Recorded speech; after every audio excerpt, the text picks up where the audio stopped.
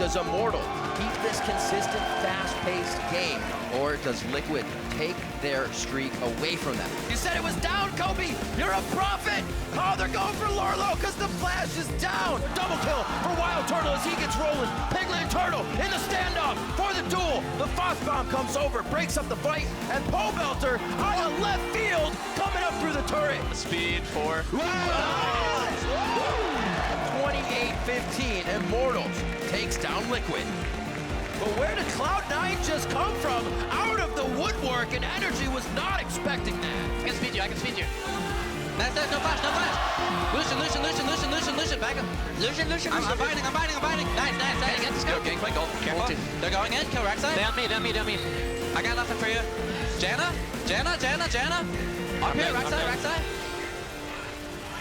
You can go. Cloud9 take down Energy.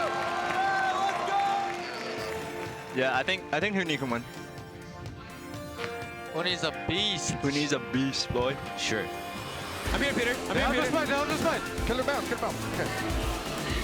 Look at Rise is hexed. Go down.